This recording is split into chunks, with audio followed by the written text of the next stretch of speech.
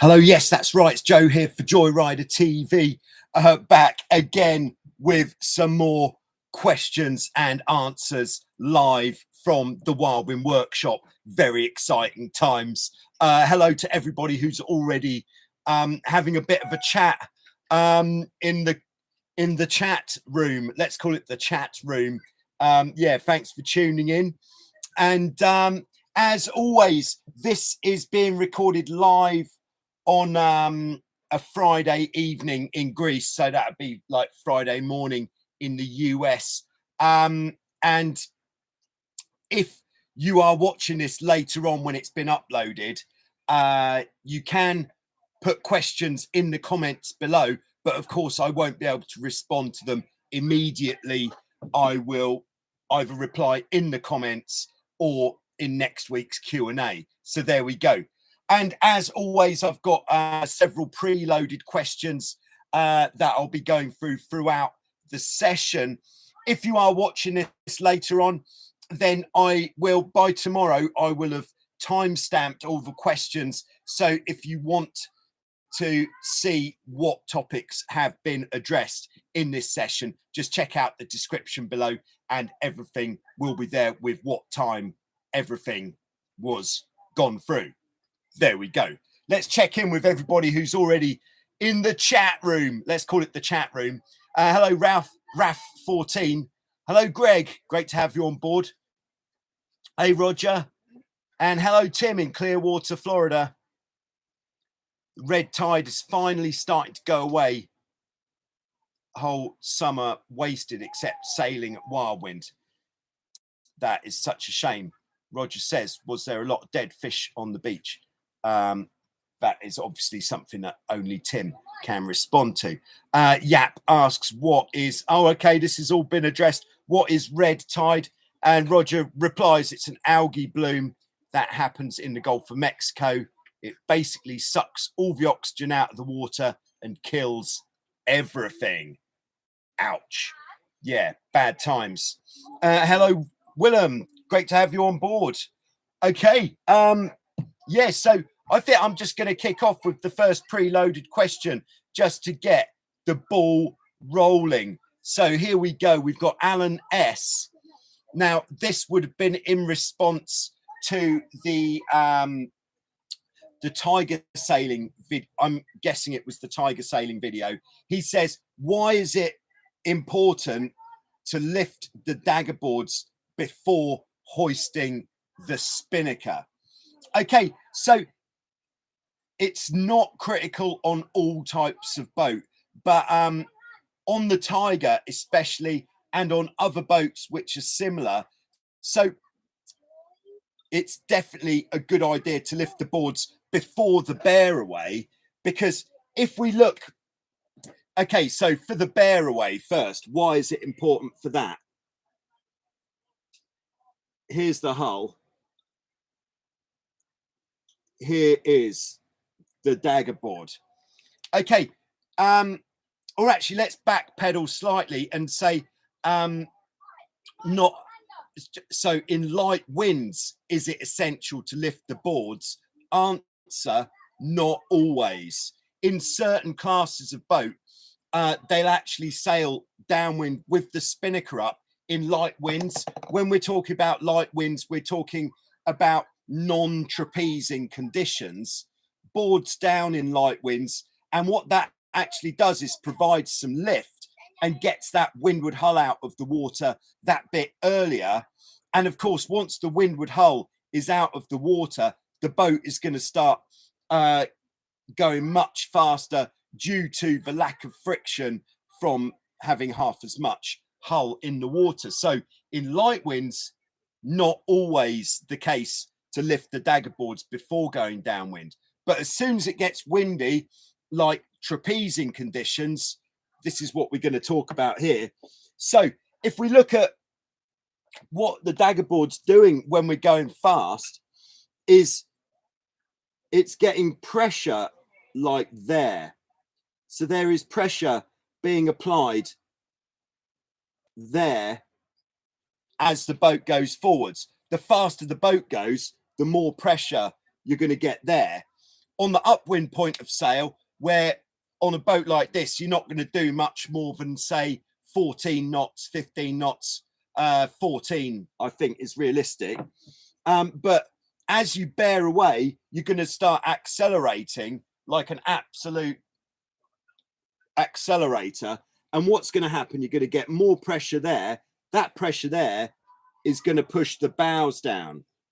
First thing it's going to do. So it's going to make it more precarious on the bear away.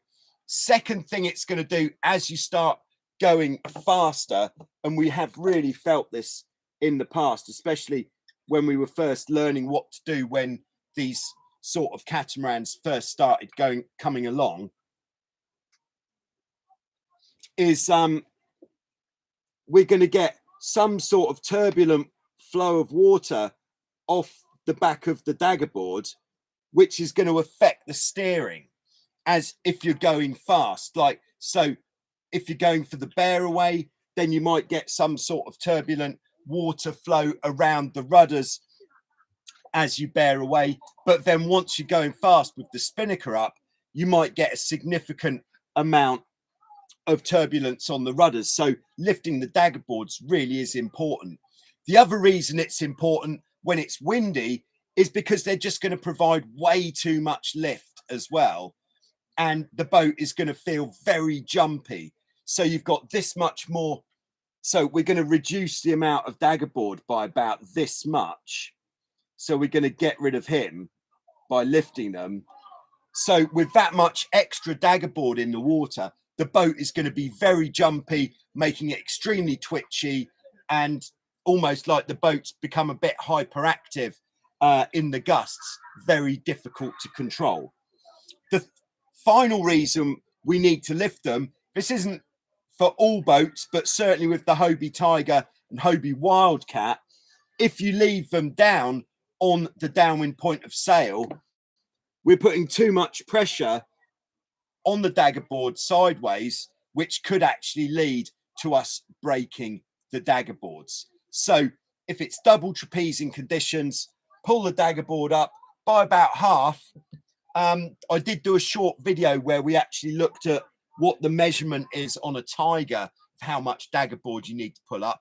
But basically, we're pulling it up so that there is an even amount of daggerboard and rudder under the boat. So that is the same level like that. So I've got a hyperactive stage light at the moment. I'll just see if I can calm it down a bit. Yeah, I've gone for lighting. I think it's a good idea. So there you go, Alan. I hope that helps. So it is important to pull them up. An exception is also any boats which have a pivoting centerboard instead of a daggerboard, where it's less likely that you need to bring them up. First thing with these pivoting centerboard boats is they're much shorter, so they're more likely to be only a little bit longer, deeper than the rudder blade in the first place.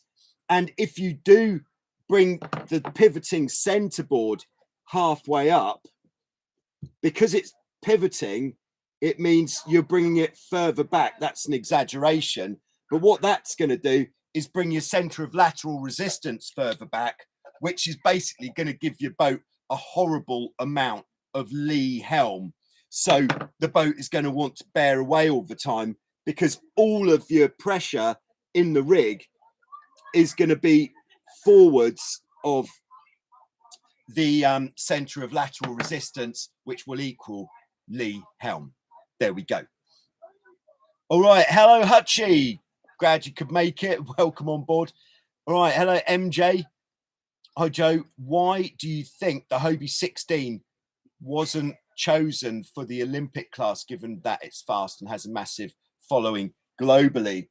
I would say it's largely because it's a very old design, and it's not what the selection committee, well, it's not what was being looked for in the Olympics.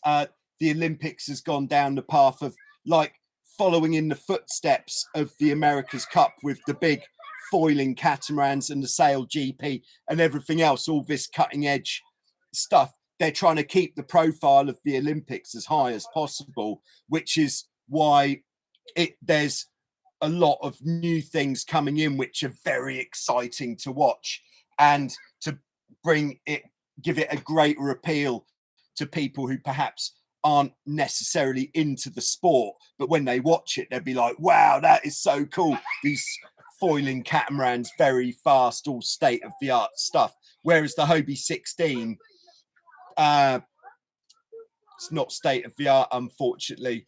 And what would happen if the 16 did what had been chosen as an Olympic class?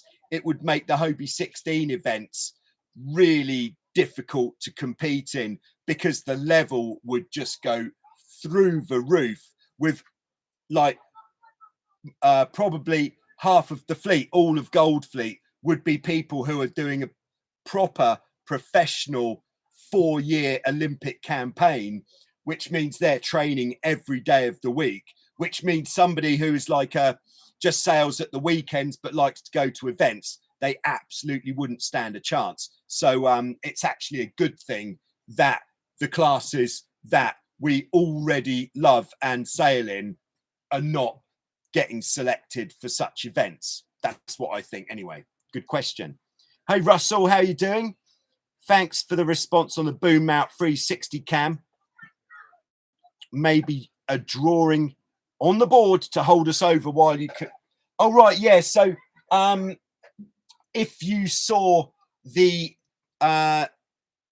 Tornado 360 video, yeah, I actually got given by Trey, who was out here on holiday. Thanks very much, Trey.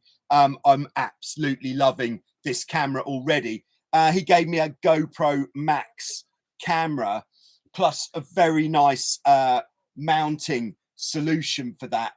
And the way that I mounted it in that Tornado video was basically, if we've got the boom of the Tornado here, I attached a pole to the boom securely, which extended not as far as it looked in the video. This is just the technology with the 360 cameras. Doesn't have to be so far away from the boat, and it's just got such a wide angle that it does appear very far away.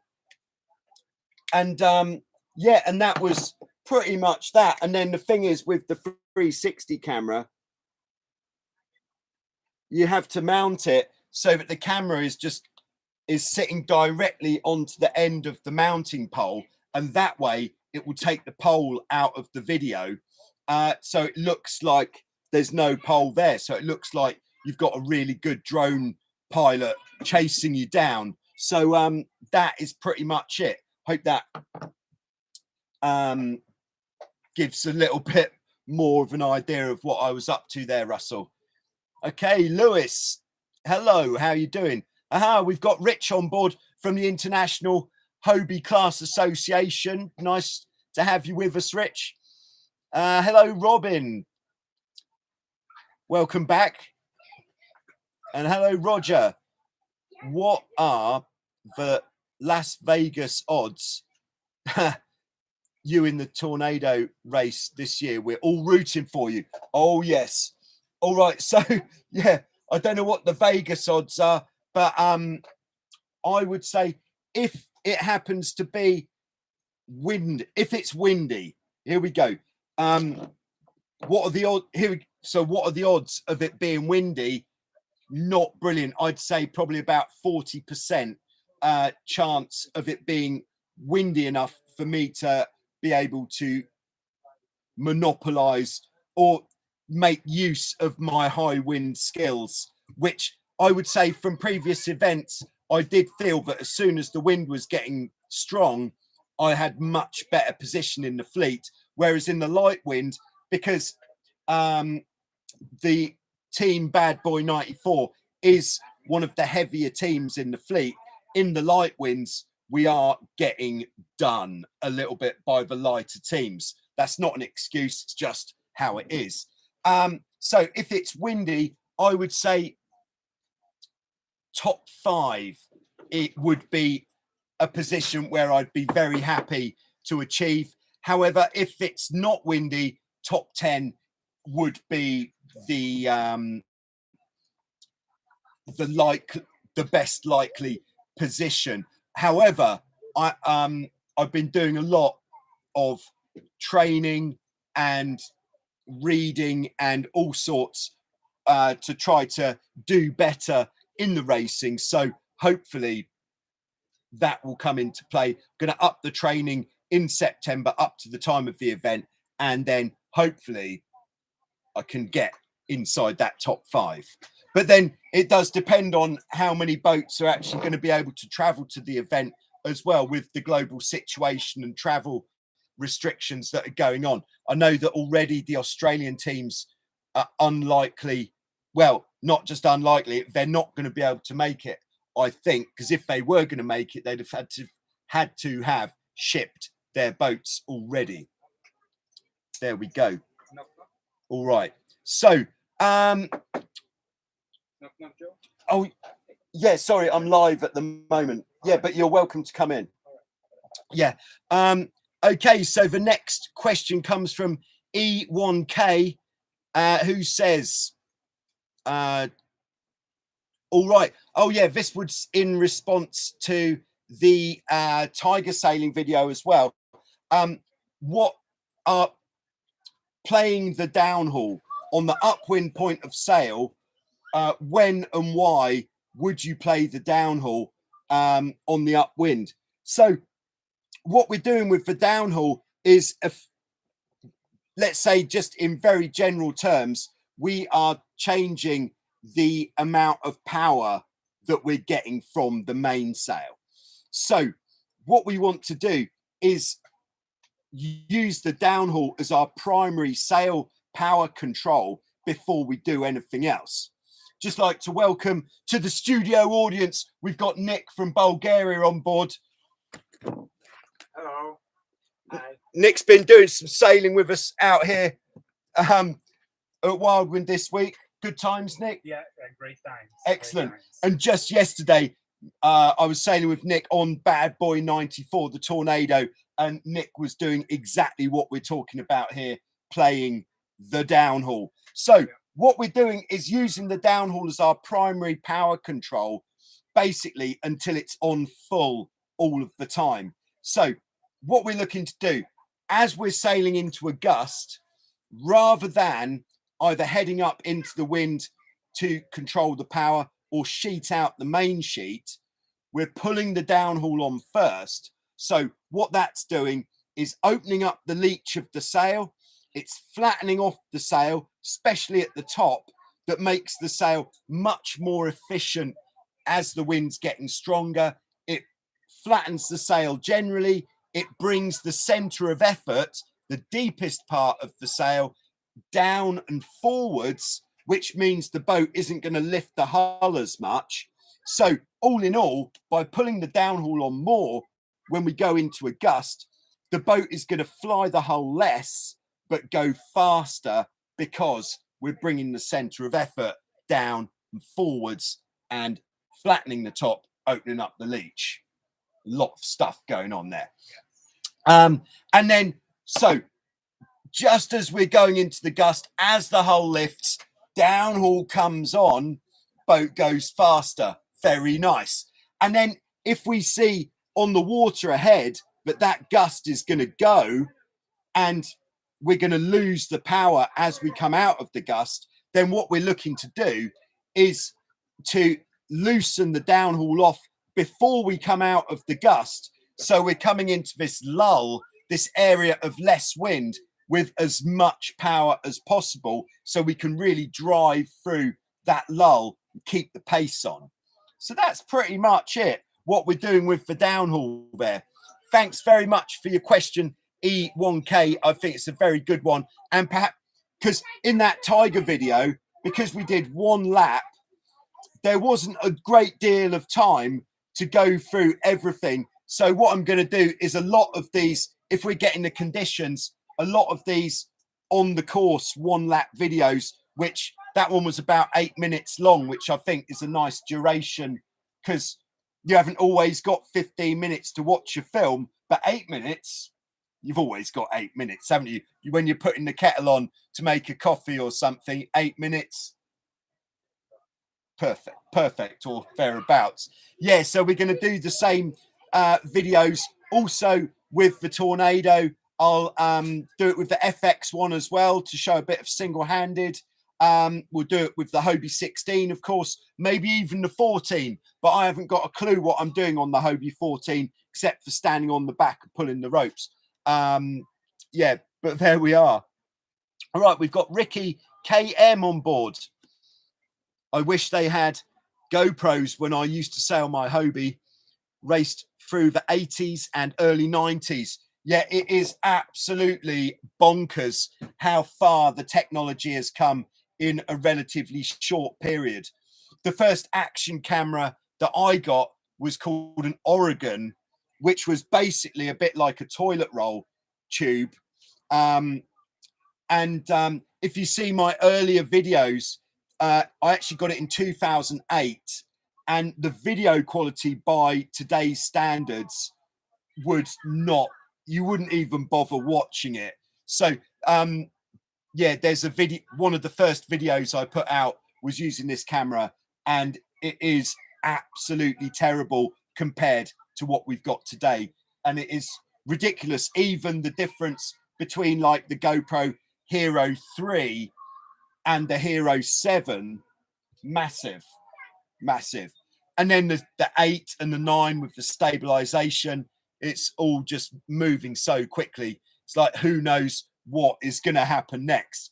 I think what it's likely to be is that even the standard cameras are going to start having a bit more of this integrated 360 kind of thing, because they need to have another selling feature. They're basically just throwing more and more selling points at the new cameras as they come out. All right, so Roger says, do you ever make it to the United States? I would sign up to go to a sailing clinic if you put one on here in the States. Yeah, it is something that I'd like to do in the future once everything is back to normal.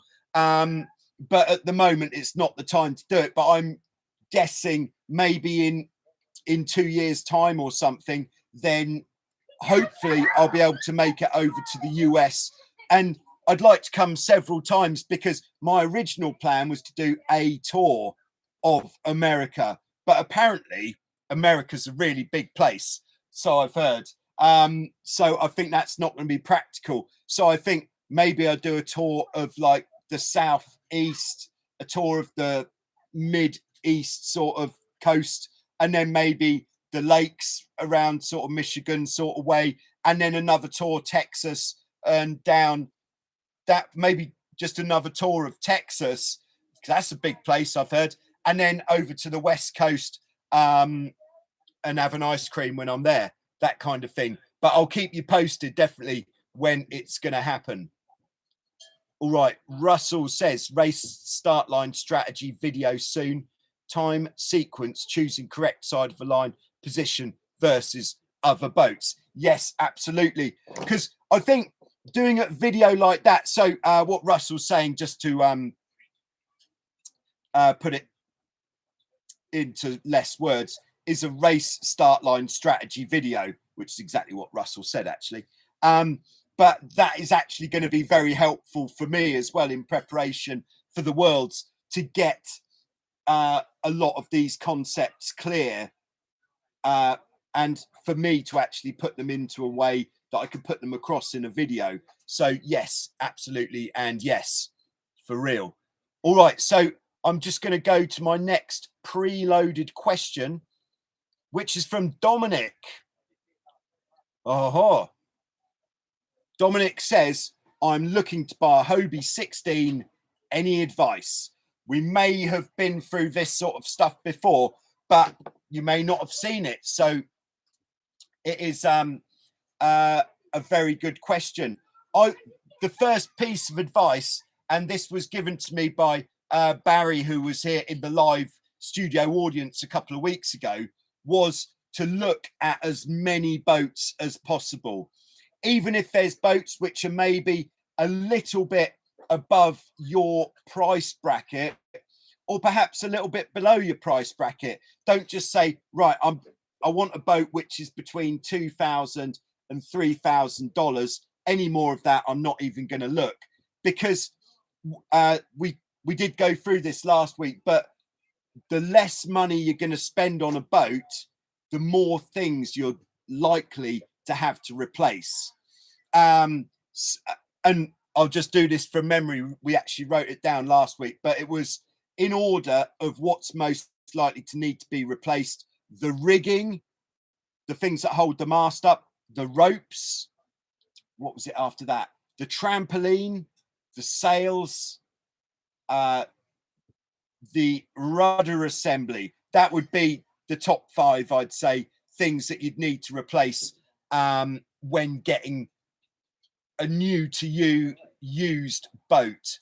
And then the key part that you also need to look at is just the hulls. Are there soft spots on the hulls? What is the skeg line looking like? You know, the bottom of the hulls. How much has it been shoved up the beach? That kind of thing. And then the final one is what else is getting included in the deal with that boat. Is there a trailer? Is there a trolley? Is there a cover, etc.? And then take it from there. But look at as many boats as you can. I think that's a very good idea. And really cast out a wide net of research for where you're looking for the boat as well. I think in America you have Craigslist, apparently. I've heard of Craigslist. Sounds quite good, actually. I like the sound of this list. eBay as well. People put boats on eBay. And then there's going to be numerous websites that sell boats. Look on the Hobie class forum as well on the website. There's always things being bought and sold on there, I believe. And there we go. I think that is where we are with that.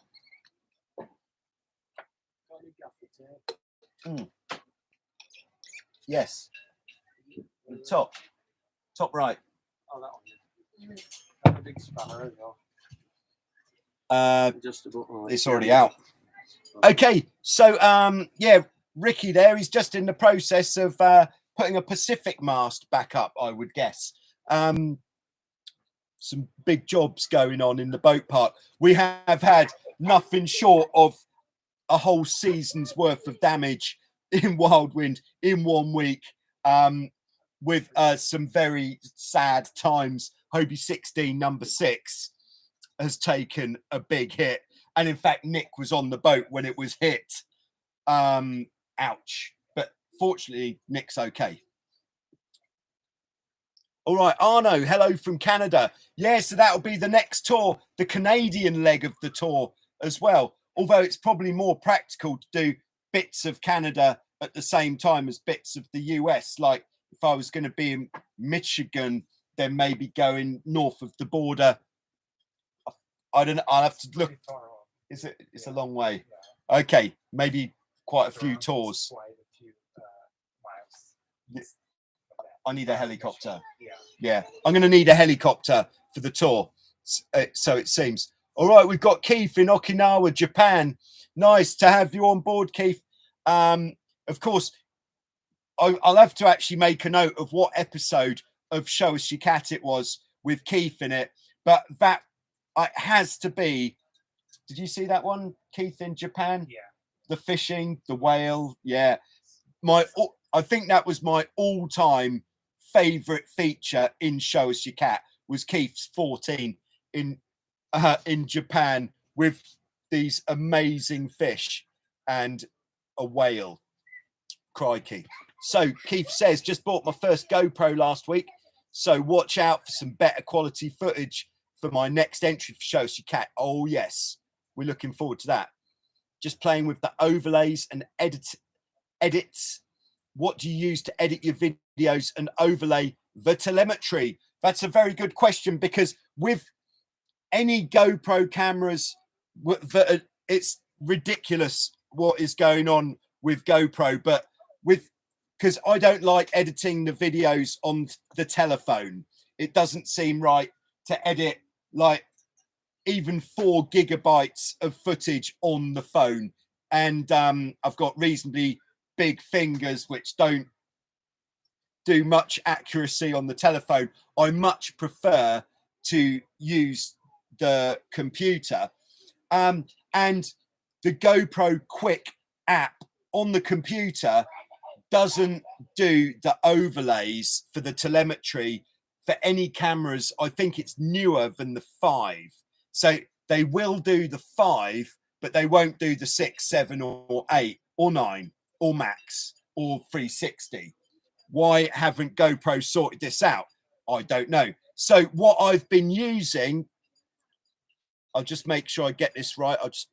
It's a piece of software called Telemetry Overlay, which works absolutely brilliantly.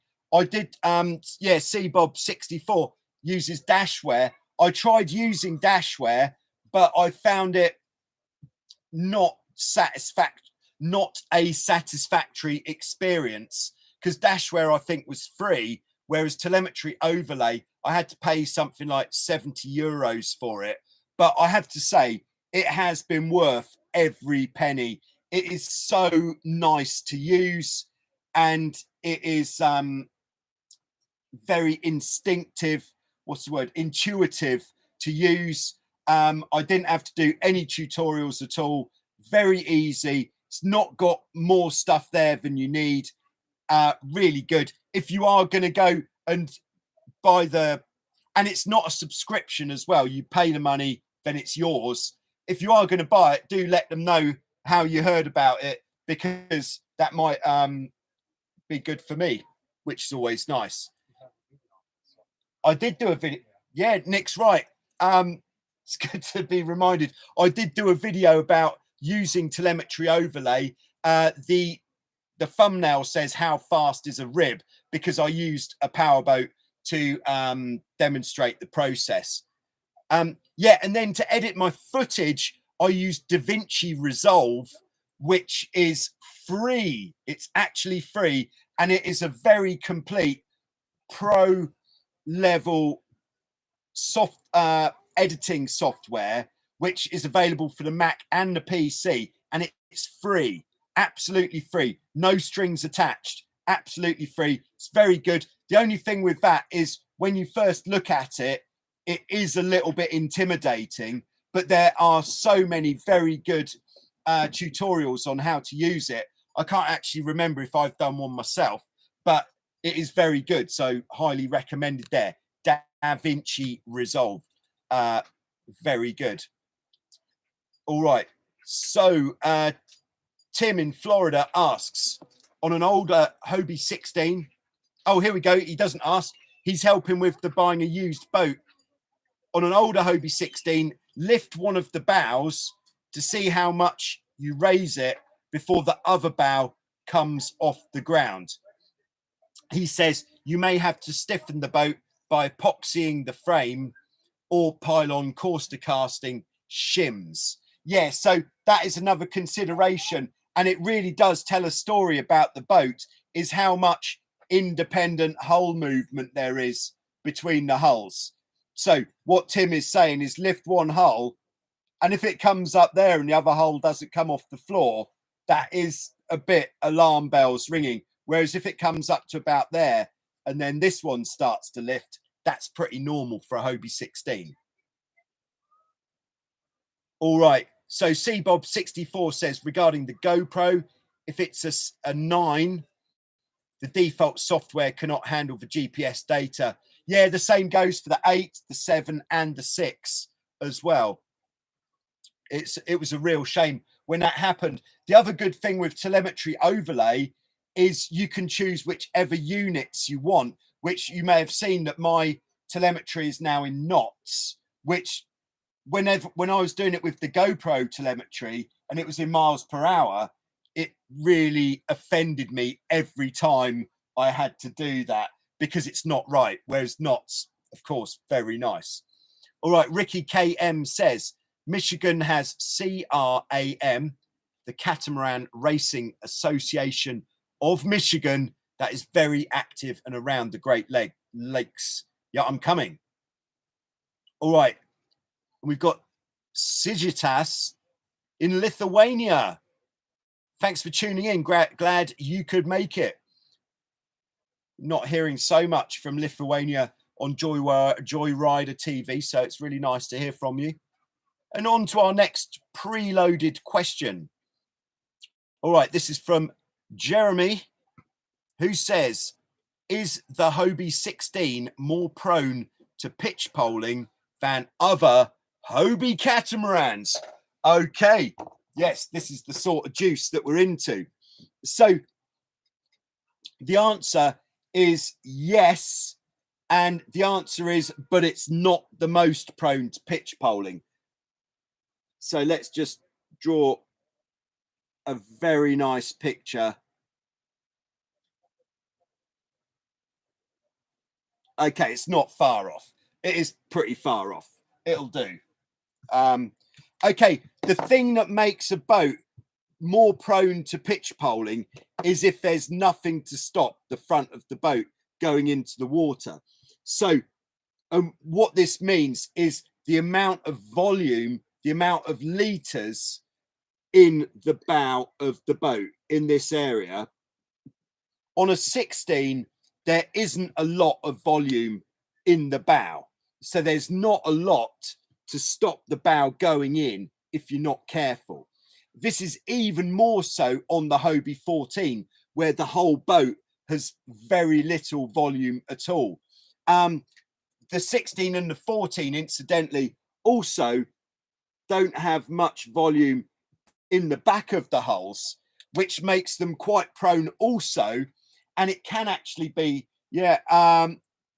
more difficult to avoid, especially on the 14, when you're tacking the backwards capsize, because the back boat can just sink under the water, bows come up, wind gets underneath the trampoline, before you know it, you're in the water swimming.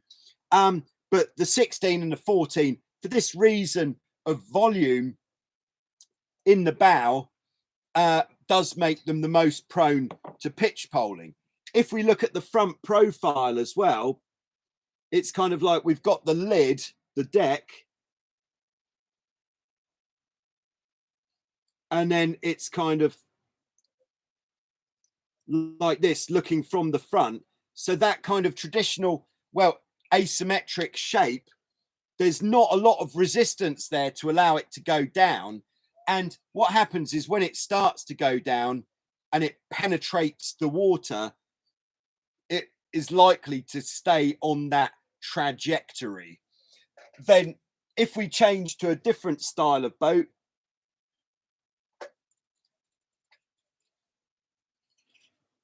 I don't know what sort of boat this is.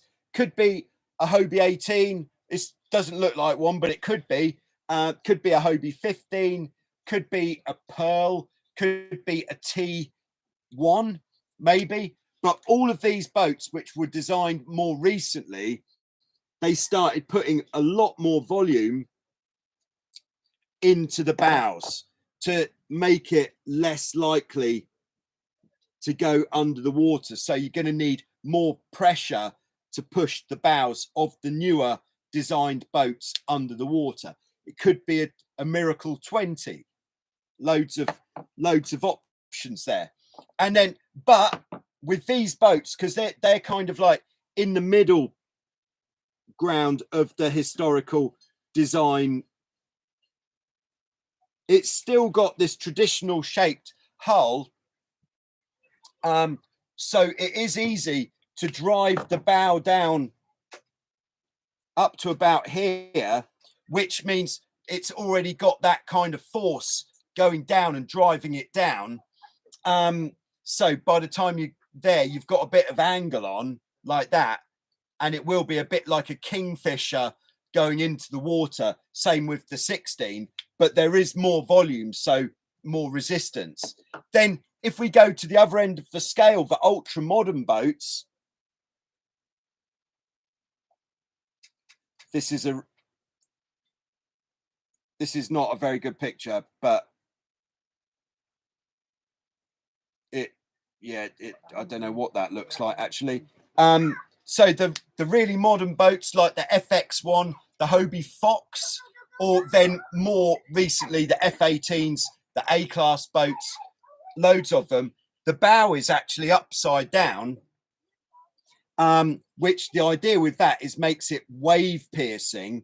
But then if we look at the profile, it's thin on the top, wide on the bottom, like a triangle. There's the bow there.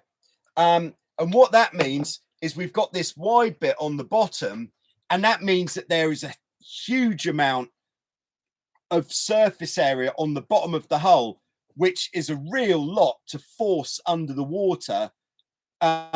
So these boats are actually a lot less likely to pitchpole because of the shape of the hull, because it's very hard to force that flat edge under the water. So there we go. There is a rundown of hull shapes and likelihood of the pitchpole. There's obviously some features of the sail plan as well, which make boats more or less prone to pitchpoling. Basically, a bigger jib that is oversheeted is more likely to drive you down than a smaller jib. The jib has quite a lot of a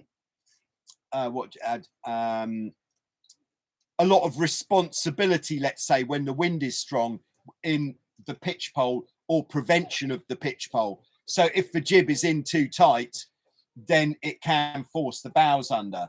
Like one thing you can do if you're sailing fast on a reach, you get a gust, then let the jib off and you won't need to release as much main sheet to stop the boat from diving. All right, we're at 42 minutes, so I'm just going to take a commercial break for those who are watching once this is uploaded.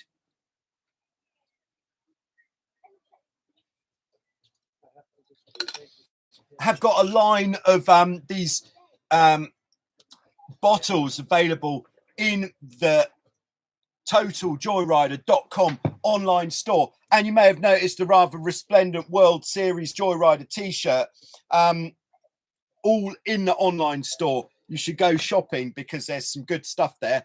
Get your Christmas presents done now, then you don't have to worry, it's done. It's a top tip. All right, so Keith says, oh sorry, Cebu, as Thomas, see you on Tuesday after the barbecue. Looking forward to it, Thomas. We'll have some Greek lager, I'm sure. All right, Keith says, we'll check out the software you mentioned. I just edited my first video on Garmin's Verb Edit. It's designed for the Garmin gear. It will open GoPro. Oh, you can't take that. I'm using it. If you look in my bag, Harry, you'll find something else. Yeah, the Garmin app does open GoPro stuff, but the telemetry overlay one is really the boy. Sorry, guys. Okay. I was able to add the telemetry data from the GoPro file using the telemetry extractor from the same company that you mentioned, added it to the video. Yeah, so yeah, I had a look at that first, and I did use that a little bit trying to make it work with other bits of software. And then because I do quite a lot, I just thought I'm going to spend the money and have an easier time. And I spent the money, and since then I've had an easier time.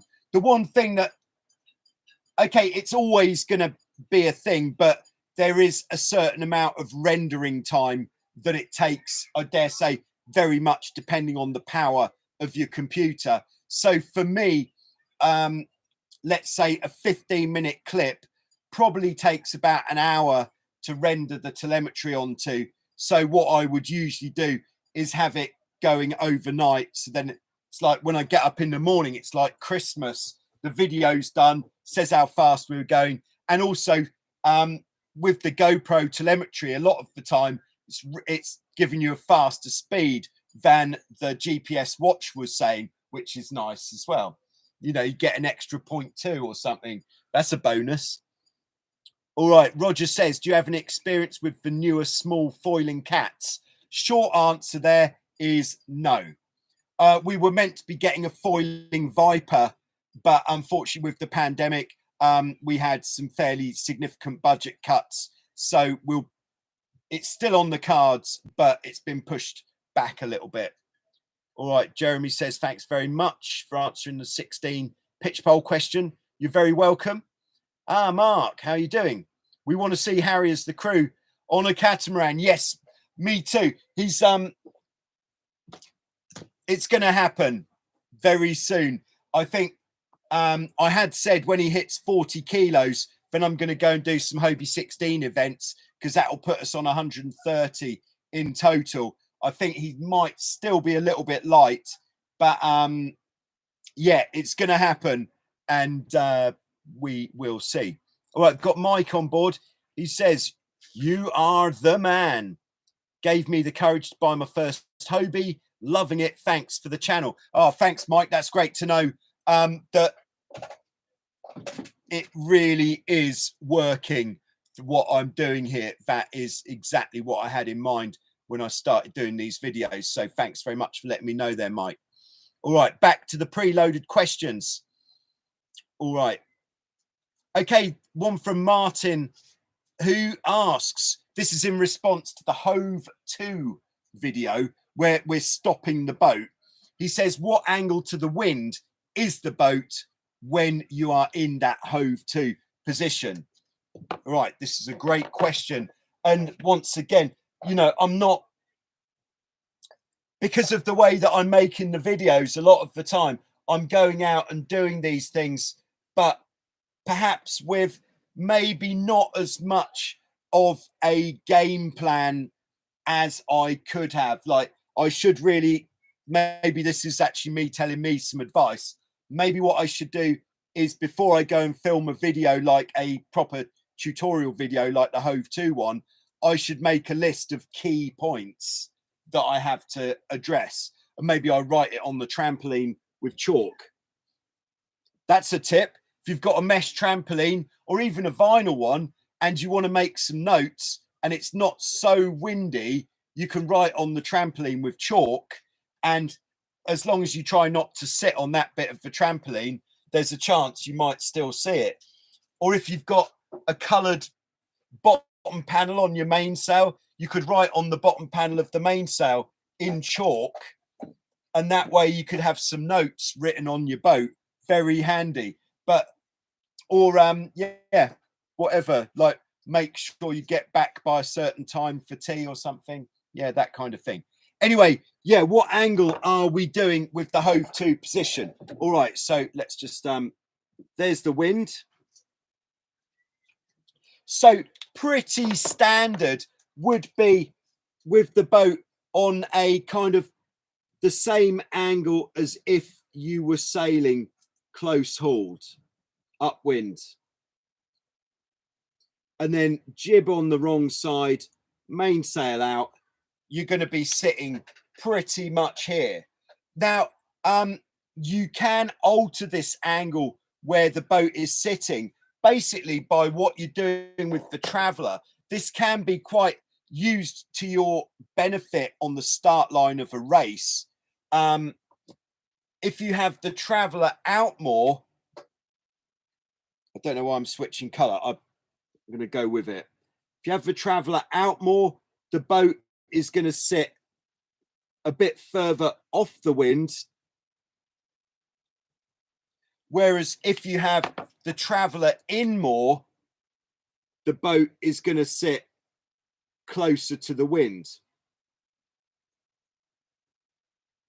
Now, the benefit of having the traveller out more is that it is going to be a lot easier to get the boat going, because you're further away from the wind. All you're actually going to need to do, so in all of these situations, we've got our rudders across like this. Sorry. Where is she acting? Excuse me. Because they have Minecraft and it's a 5-player Minecraft. What? Okay. Do you need the tablet? No. Okay. Yes, No. Leave it here if you go. Okay. Harry. Yeah. How long are you going to be? I don't know. Come back in 30 minutes. Until you okay. go. Yeah, all right. Okay, bye. Okay, sorry about that. It was just some a request from the crew there.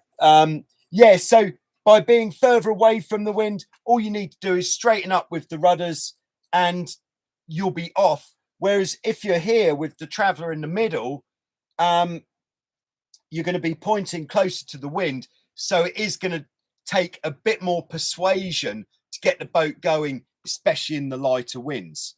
So that is kind of like the nuts and bolts of it, with what angle is the boat going to be sitting at before the start of a rate, or sorry, when you're hove to, depending on your traveller position and your main sheet as well. So with the traveller out more, you could have a tighter main sheet. With the traveller in more, you will need to have the main sheet a bit looser. Okay. All right. Bob 64. I plan to go sailing with my son this weekend. 90 plus 30, forecasted 10 to 14 knots. Very nice.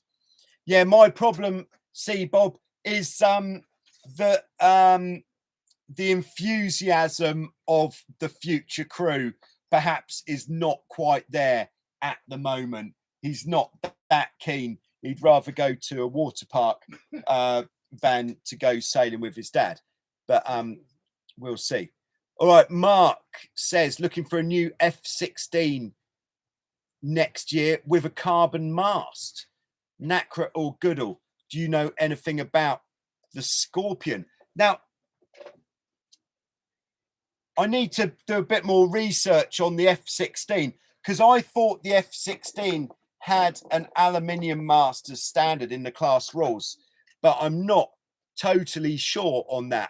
I'd have to look into it. But yeah, I don't know about the Scorpion F-16 as well, but the Goodall is the Viper. The Nacra F-16 looks very good. The Bimer, which is the Italian boat, I dare say is very good as well. There's a lot of good options, but I think go and check out, really have a good poke about on the F-16 Class Association website, and I'm sure you'll get a lot of information there. All right, Johan 66, do you want to have intro show us your cat vid? Yes, I do. Absolutely. Yeah, if you want to film an intro for Show Us Your Cat, then definitely do it. And usually with the videos, they're a bit too big to email. So I've been using a website called wetransfer.com, where you can transfer up to 2 gigabytes at a time, free of charge. Very nice, works very well. So yes and yes. And a view of our catamaran club and some features, tricks, how to get on board after capsizing. Yeah, brilliant. Yeah, that would be excellent. Yeah, I look forward to that already. All right. Bob says the Bimer has a carbon mast. So there you go. You learn something new every day. All right. So I think that is it for my preloaded questions.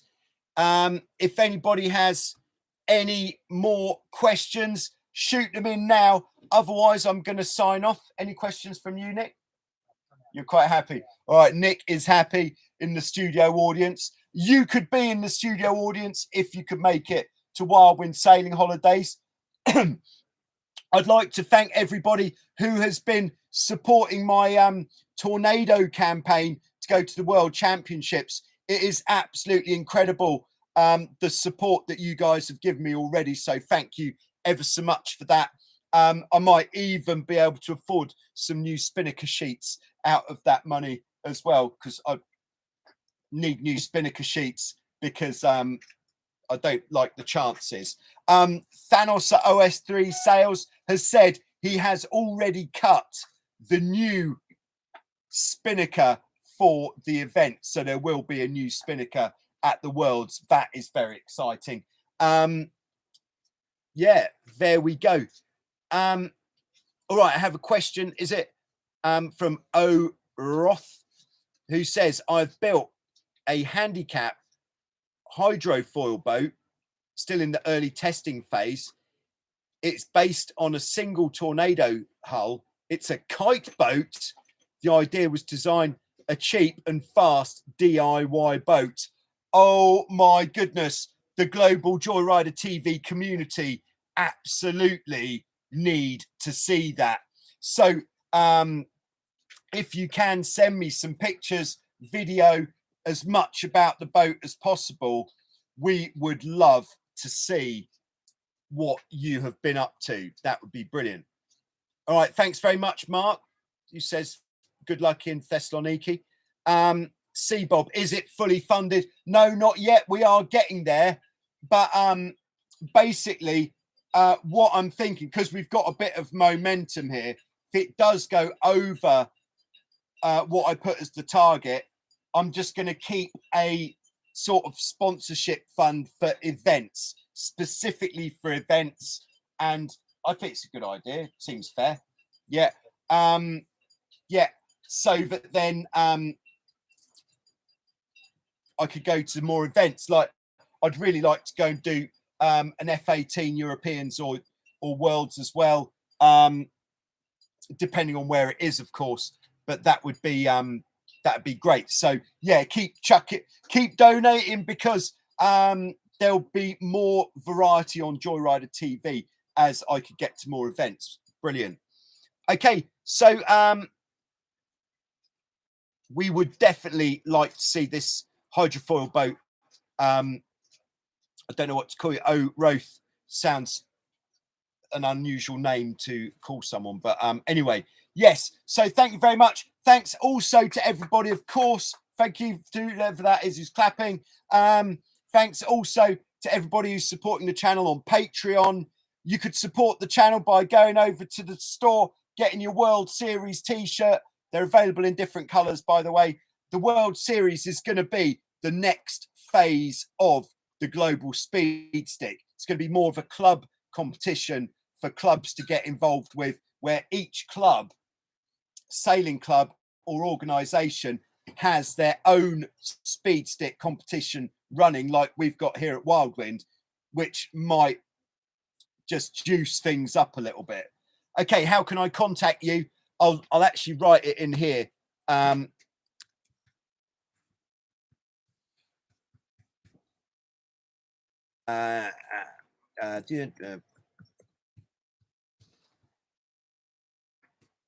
we go. All right, Ollie Smith says, hi Joe, can I get a World Series top? I think you're gonna have to wait for the next shipment, I'm afraid, Ollie, because I've now soiled the only one I had in XL by wearing it. Yeah, but there should be some more coming in the next couple of days. Yeah, well, they were all ordered at the same time, but one lot came, the other lot didn't. So you know how it works. We're in Greece. Yeah, so thanks very much. Be back next week with more Q&A live. We've got Show Us Your Cat coming on Sunday. Very exciting. Keep sending in more stuff for Show Us Your Cat. If you've got something to show us, we want to see it. Also, more stuff coming up every day. Tell your friends, and thank you very much for making this session under an hour. Very nice indeed. All right, so there we go. Cheerio. I'm not very good at finishing. Awesome. Yeah. Sorry for coming in. Oh no.